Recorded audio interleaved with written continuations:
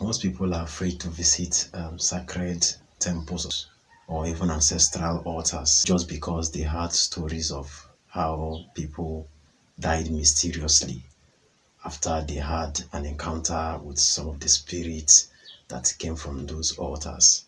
And because of this, there is a widespread fear in people each time you mention about sacred, anything sacred. Yet the same people wants to maintain holiness without understanding that sacredness, that is spiritual power. That's where spiritual power comes from. And for the sake of it, if you're practicing ordinary spirituality, you must know that it has to do with sacredness. Number one place sacred spot or sacred thing to observe in ordinary spirituality is the land you're stepping upon. The land is the most sacred. The land is the most sacred. Then aside from that, any ancestral altar or any spiritual temple is very sacred. And before you get attuned or before you get aligned with anything done there, you must make sure that you don't go there with. If you're practicing ordinary spirituality for the sake of longevity, long life, and creating a harmonious relationship with the land, you must be sacred. You must keep your hands sacred. You must keep your hands clean. You must keep your hands pure. Majority of our temples were built and situated in a way that it must maintain utmost sacredness. That's why some people will think that when a temple is sacred, it means that it is full of charms. Some people even say that they use human head to situate a temple, and I laugh at them. You don't know what a temple is. A real temple, that is. I'm not going to say that there are no temples that will not used diabolical means to situate, but a real positive temple has nothing to do with human parts.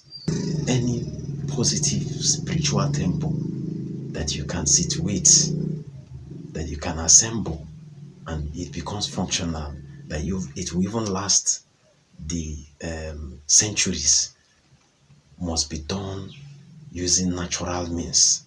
And that natural means is when you are calling down that power, and the moment you are situating it, it must follow that natural way of assembling and situating it.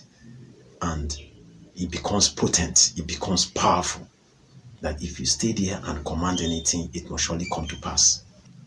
You can't come to my own chambers if you're not clean. What I mean clean, a woman that is seeing her menstrual period or menstrual cycle is not supposed to visit my temple.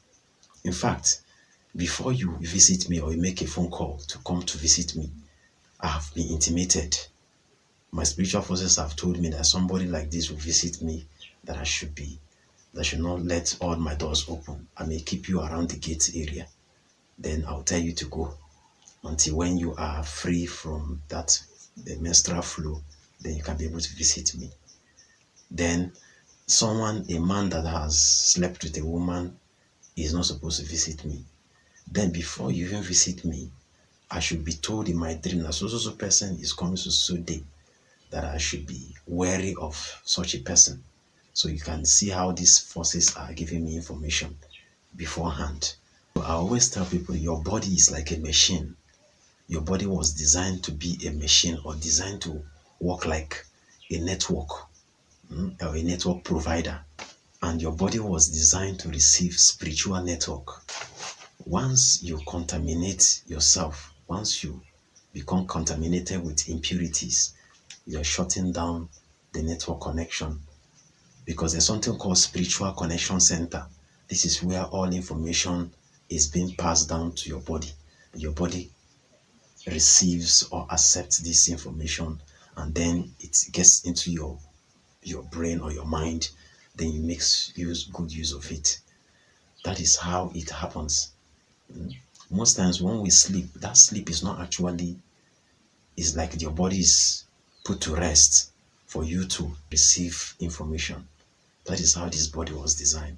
But because of so much distraction, because of pleasure, people have put their body to be contaminated, for their body not to work the way it was designed. That is why I told each and every one of you, for you to be a spiritual person, you must cleanse at least twice in a month.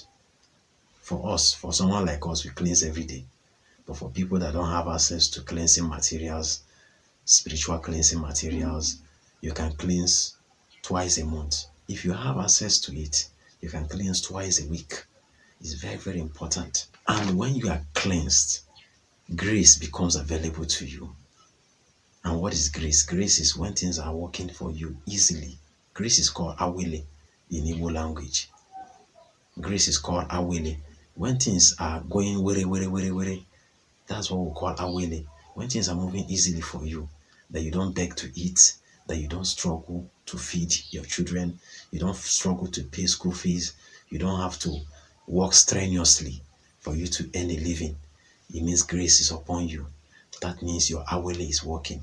It's because you're always cleansing. Some people, grace is far from them. That is why they experience disappointment, promise and fail.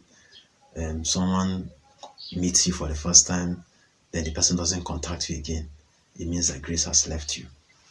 And another thing you should also know that, when the era of COVID-19 came, the COVID virus era, it was showing us how these things operate. But people don't understand it until science or scientists will come and now start showing you line by line or page by page. This is how this is. Contamination is everywhere. As long as you're a human being, you will face contamination, but cleansing should be a regular habit. Cleansing should be a regular habit. There are so many ways you contact.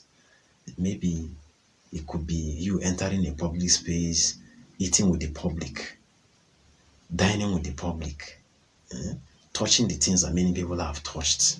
That's how you contract, be it illnesses or infection and all that. The same way it is in spiritual contamination. If someone has slept with a woman and shakes hand with you, spiritual contamination easily passes through you. When a woman is seeing her menstrual cycle and she cooks for you, you are being loaded with so much impurities after consuming what she has given you. That is why people like us, we don't eat outside. I mean, personally, I don't eat outside. I only cook for myself. The only time I eat outside is when I visit an environment that maybe there's no other alternative, and I'll make sure it must be someone, maybe an elderly woman or a man. It mustn't be a young lady.